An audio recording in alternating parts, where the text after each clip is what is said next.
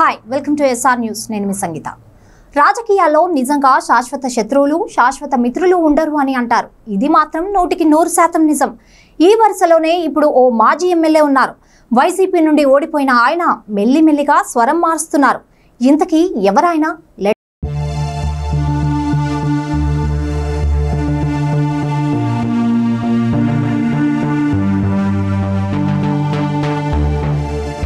ఓటమిపై మొన్న ఆవేదన, నిన్న విశ్లేషణ, నేడు అధినేత తప్పిదాలపై పరోక్ష విమర్శలు.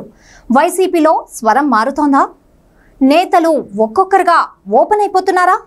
ఆ మాజీ ఎమ్మెల్యే విశ్లేషణలకు పార్టీ వర్గాల్లో ఎందుకంత ప్రాధాన్యత దక్కుతోంది?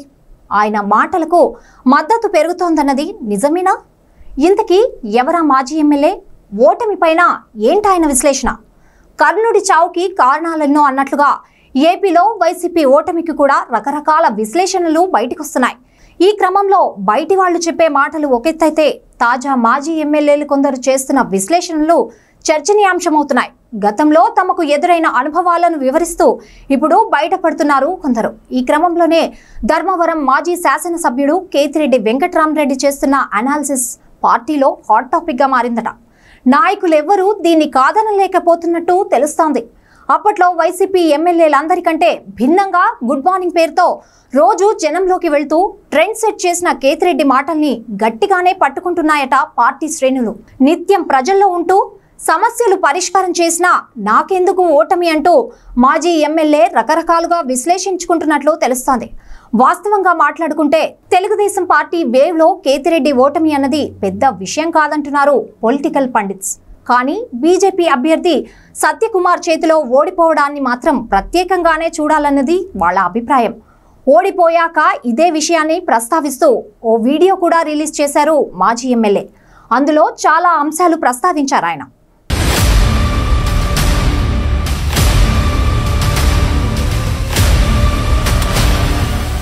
అయితే అదంతా ఆయనలో ఉన్న ఆవేదన అనుకున్నారు అప్పట్లో అంతా.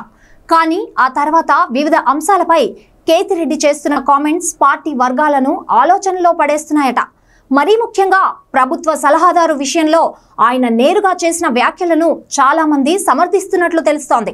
అప్పట్లో ఒక ఎమ్మెల్యే సీఎం సలహాదారును లేదంటే ఆయన కింద ఉన్న అధికారిని కలవాలంటే ఎన్ని ఇబ్బందులు పడాలో, ఎన్ని గంటలు వేచి ఉండాలో అందరికీ అర్థమయ్యేట్టు మాజీ ఎమ్మెల్యే చెప్పిన విధానంపై పార్టీ వర్గాలు గట్టిగానే చర్చించుకుంటున్నట్టు తెలుస్తోంది. ఆ వ్యాఖ్యల మీద అలా చర్చ జరుగుతున్న టైంలోనే తాజాగా ఓ ఇంటర్వ్యూలో అన్న మాటలు ఇంకా సెగలు పుట్టిస్తున్నాయట. ఇందులో ఏకంగా పార్టీ అధినేత లోపాలను ఎత్తి చూపారన్న అభిప్రాయం వ్యక్తమవుతుందంటున్నారు. జగన్ గ్రౌండ్ రియాలిటీకి చాలా దూరంగా ఉండటం వల్లే ఓడిపోయారన్నది మాజీ ఎమ్మెల్యే మాటల సారాంశం.